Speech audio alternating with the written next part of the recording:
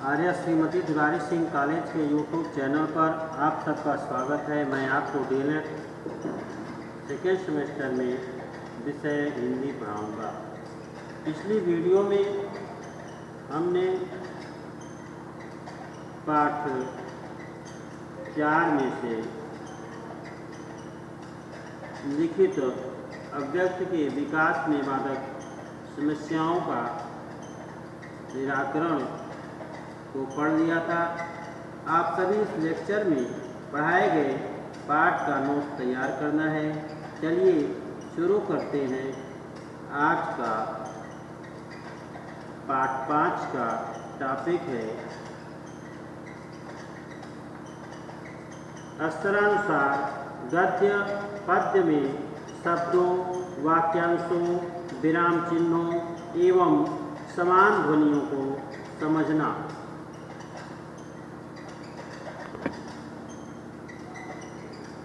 ध्वनि विज्ञान और भाषाई ध्वनि। भाषा विज्ञान के आचार्यों का कथन है कि ध्वनि विज्ञान मानवीय वाग्यंत्र से विस्तृत भाषाई ध्वनियों का विश्लेषण, विवेचन तथा वर्णन करता है। भाषाई ध्वनि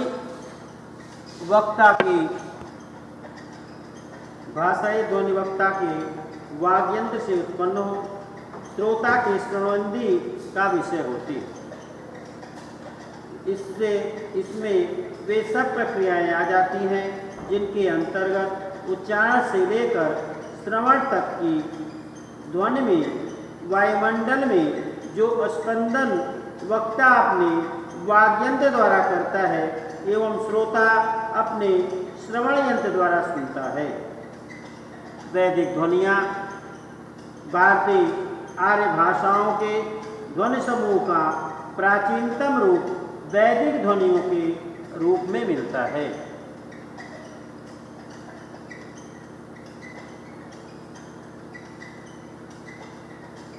पाणिनि शिक्षा के अनुसार इनकी संख्या 63 है और ये अकारादि वर्णों में विभक्त हैं, यथा अ, आ,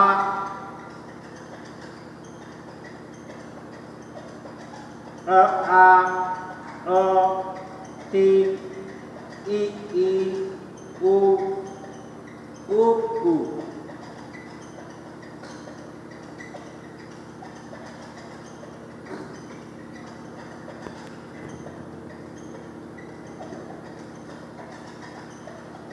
अ, आ, ति, ई,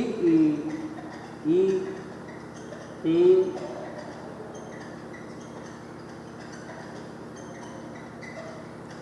आ,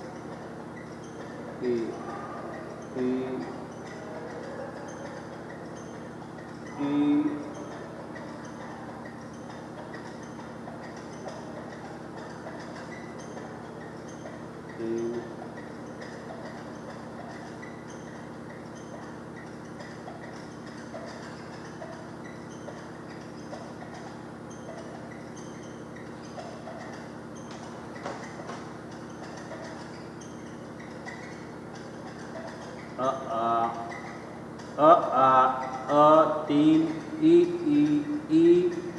तीन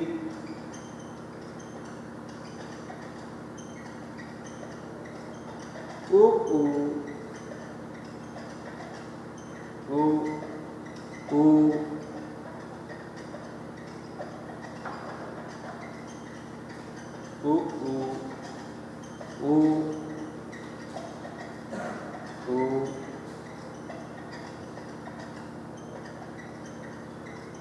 तीन,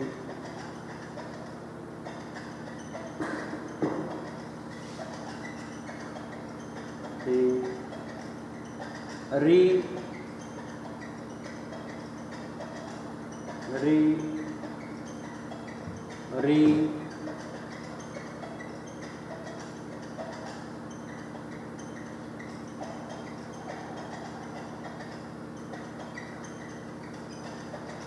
री, तीन, ली, ली,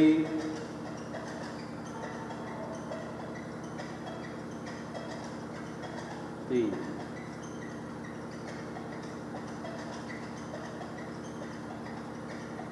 ए,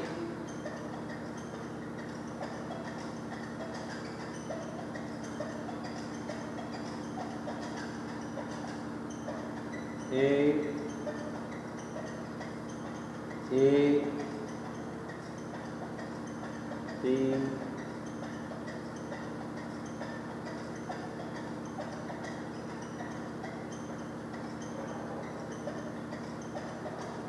ए है, ए,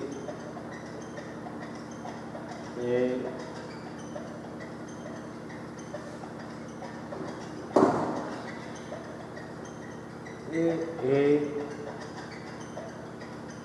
तीन,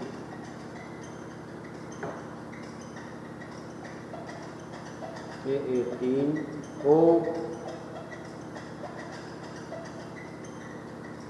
ओ,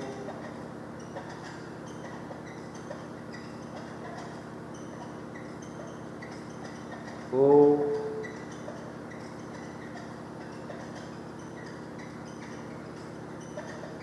ओ, तीन,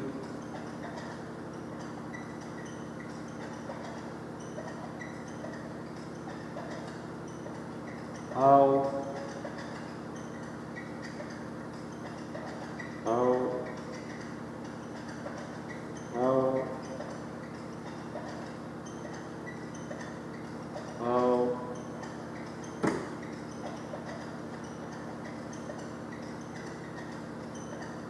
तीन,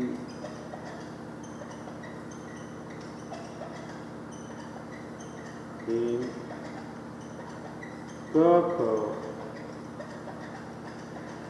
क,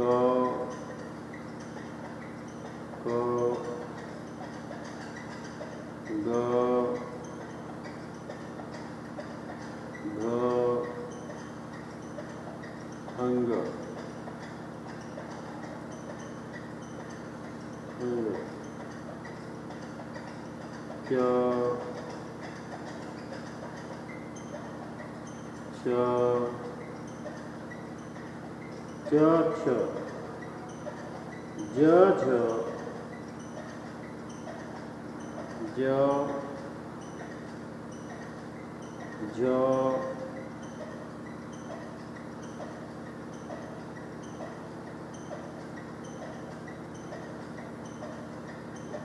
ज,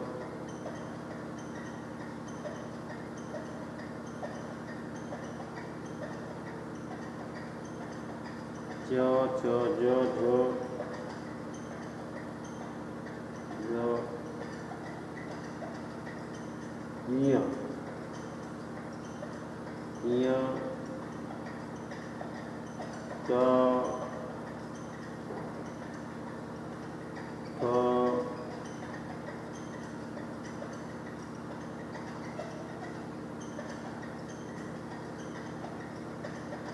ड, ड,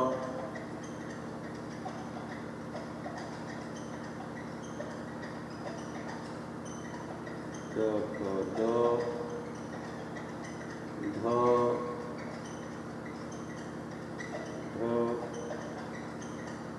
अड़, ट, ठ, ड, ढ, अड़, ट, थ, द, ध, न,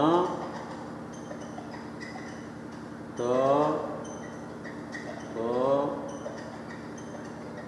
द, ध, न, त थ द ध न, त थ द ध न,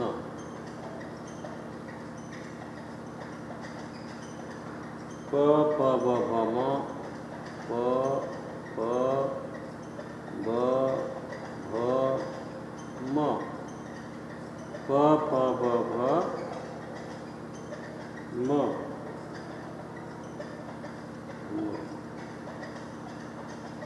य र ल व स ख स ह चार यम अनुस्वार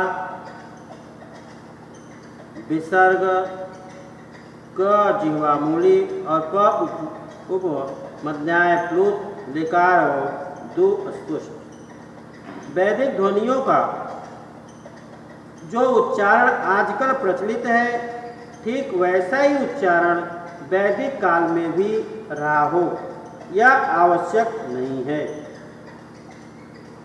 संभावना तो यह है कि उच्चारण में बहुत कुछ परिवर्तन हुआ होगा।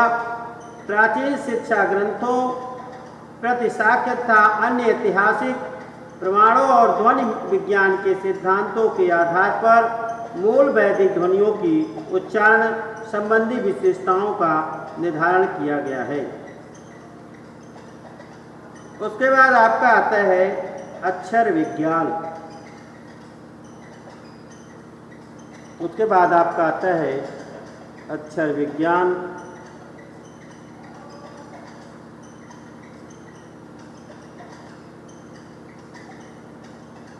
जिसका कभी नाश न हो, जिसका कभी नाश न हो उसे अक्षर कहते हैं। क्षर का अर्थ है नाश को प्राप्त होना और अ का अर्थ है नहीं। किसी भी अक्षर का कभी नाश नहीं होता, अतएव प्रत्येक स्वर तथा व्यंजन को अक्षर कहते हैं। प्रत्येक स्वर तथा व्यंजन को अक्षर कहते हैं। अक्षरों के संयोग से शब्द बनते हैं, क्योंकि अक्षर नाश रहित है, अतः शब्द भी नाश रहित है। स्वामी दयानंद सरस्वती ने इस संबंध में अपनी ओणोच्चरण शिक्षा में पतंजलि ने के महाकाव्य का निम्नलिखित श्लोक प्रस्तुत किया कि अक्षरम नक्षरम विद्याधरम नोतेवा सरोक्षरम वर्णबाहु पूर्वसूत्रम किमर्थमेव पादि सहित। आकाश की वायु के संचरण से जो अभिसरण होते हैं उनसे स्वर स्वरित होते हैं। आकाश के परमाणुओं अथवा पदार्थों से वायु के स्पर्श से जो ध्वनियाँ ध्वनित होती हैं उनसे व्यंजनों का प्रादुर्भाव होता है। स्वर और व्यंजनों की आकाश में सदा अभिव्याप्ति और अभिव्यक्ति होती है। उसके बाद आपका अगला टॉपिक है वर्ण।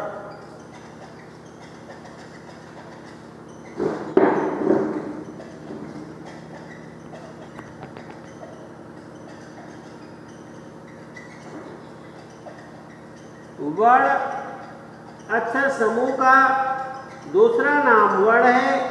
वर्ण का अर्थ है वर्ण रंग रूप। समस्त अक्षर समूह दो वर्गों में वर्गित विभक्त अथवा दो रूपों में रूपित अथवा दो रंगों में रंजित है। पहला आपका स्वर और उसके बाद दूसरा आपका आता है व्यंजन। पहला स्वर और दूसरा व्यंजन। जिन अक्षरों का उच्चारण फेफड़ों से अनुस्फुटित होकर के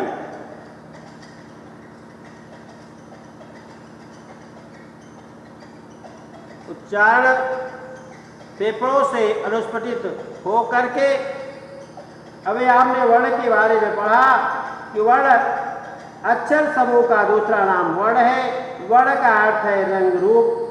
वर्ण, रंग, रूप समस्त अक्षर समूह दो वर्गों में वर्गित है, अथवा दो रूपों में रूपित अथवा दो रंगों में रंजित। पहला आपका स्वर है और दूसरा आपका व्यंजन।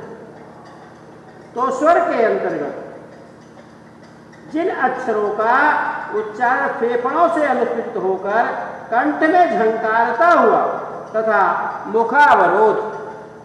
मुखावरोध से सर्वथा मुक्त रहता हुआ नासिका द्वारा अव्यक्त होता है, उन्हें स्वर कहते हैं।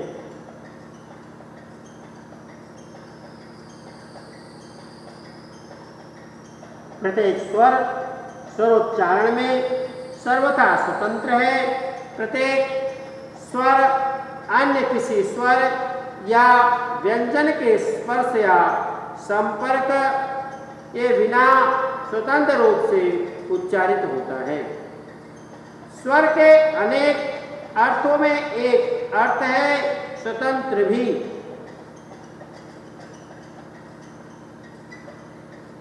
जो ध्वनियां पूर्ण रूप से व्यक्त होती हैं उन्हें व्यंजन कहते हैं।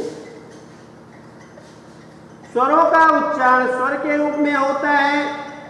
व्यंजनों का उच्चारण स्पष्ट ध्वनि के रूप में होता है। प्रत्येक उच्चारण स्वर और ध्वनि के रूप में अथवा स्वर और व्यंजन के रंगों में रंगा होता है, इसलिए अक्षरों को वर्ण भी कहते हैं।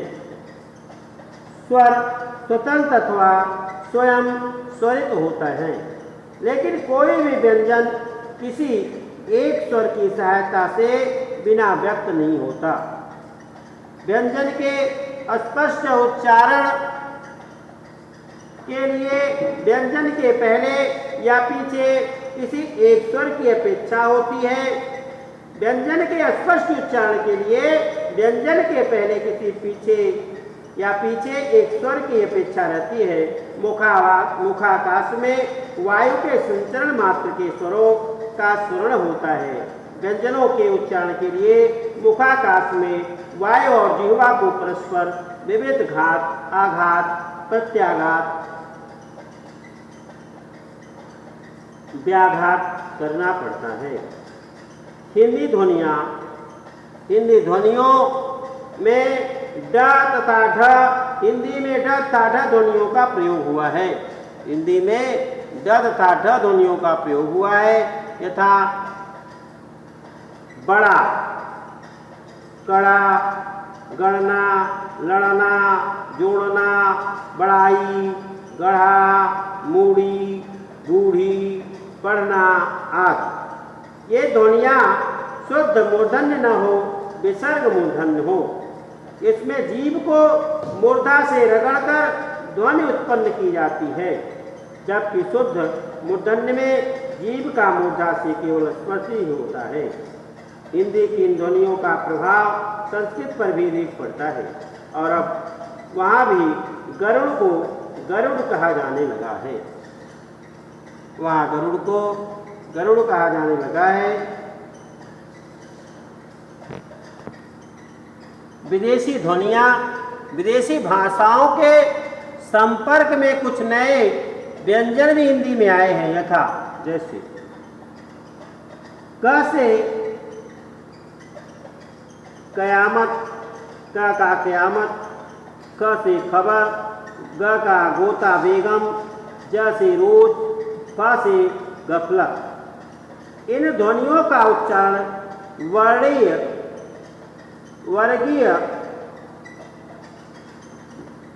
ध्वनियों के अनुसार ही होगा, परंतु घर्षण अधिक करना पड़ेगा।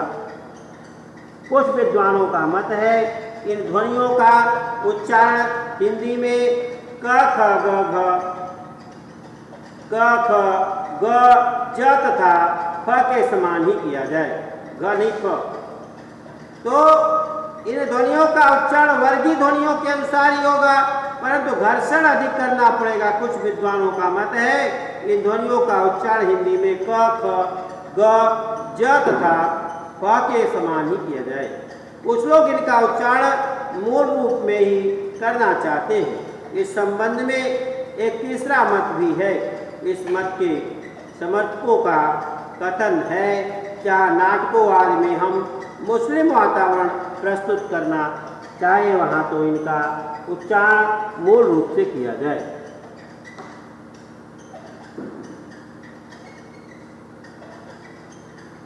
मूल रूप से किया जाए, या तीसरा मत ही अधिक व्यवहारिक है, च तथा ज्ञ की ध्वनियाँ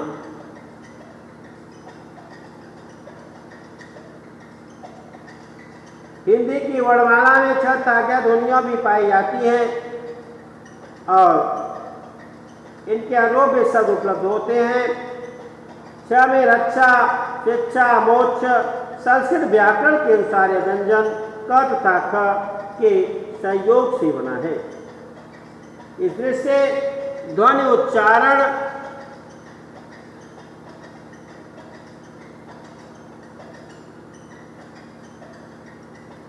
के संबंध में कोई भ्रम नहीं होना चाहिए, परंतु फिर भी विभिन्न स्थानों पर छ का उच्चारण ख, वंश अथवा अधा क श के समान किया जाता है। यह ठीक नहीं है। कुछ लोगों का कथन है इस ध्वनि की अलग से आवश्यकता की क्या बात है, बस किसी से काम चला लिया जाए, तथा इस संबंध में आचार्य सीताराम चतुर्वेदी का मत निम्न प्रकार है। किंतु यह भी ध्यान रखना चाहिए, क और ख का संयोग होने पर ध्वनि ने एक निश्चित रूप धारण कर दिया और उसके लिए च अथवा अलग बना दिया गया है। उसने क लिखने की भूल नहीं करनी चाहिए, अन्यथा उसका उच्चारण रिक्शा प्रयुक्त अतः क शब्द के समान होने लगेगा। अतः उसका स्वरूप ही लिखने में प्रयुक्त होना चाहिए और सबका उच्चारण भी क और ख की मिश्रित ध्वनियों के साथ होना चाहिए, क ख की क्रमिक ध्वनि लेकर नहीं। ज्ञ से ज्ञान, आज्ञा, सामग्री, प्रतिज्ञा। ज्ञ से दिया है ज्ञान, आज्ञा, सामग्री, प्रतिज्ञा। इस ध्वनि के उच्चारण के संबंध में पर्याप्त अस्त व्यस्तता मिलती है। पंजाब निवासी इसका उच्चारण ज्ञ के रूप में उत्तर प्रदेश वाले ज्ञ के रूप में गुजरात निवासी ज्ञ के समान तथा महाराष्ट्र के लोग दोन्य के समान करते हैं। वेदों के विद्वान इसका उच्चारण आधा ज के रूप में करते हैं, आधा य और आधा पूरा य और आधा ज के रूप में करते हैं। पंडित सीताराम चतुर्वेदी ने संस्कृत का एक सूत्र प्रस्तुत किया, अजेयश। इस सूत्र से यह सिद्ध होता है कि ज तथा य के संयोग से बना शब्द बना है। ब्रह्मापि लिपि के शिलालेख से भी यही बात सिद्ध होती है कि वेदों की श्रुति कहा जाता है। इसलिए वेद पाठी ब्राह्मण जो उच्चारण सुनते आए हैं उसी का प्रयोग करती होंगी। इन सभी बातों को ध्यान में रखते हुए ज ध्वनि का उच्चारण ज य की मिश्रित शब्दों में मिश्रित रूप में होना चाहिए। महर्षि दयानंद सरस्वती का भी यही मत है और आर्य समाज के क्षेत्रों में भी इस ध्वनि का उच्चारण ज के रूप में ही, आधा ज और य के रूप में ही होता है। उसके बाद है अक्षरानुसार गद्य पद्य में भेद। अगला टॉपिक आपको पढ़ाया जाएगा अष्टानुसार गद्य पद्य में शब्द। धन्यवाद।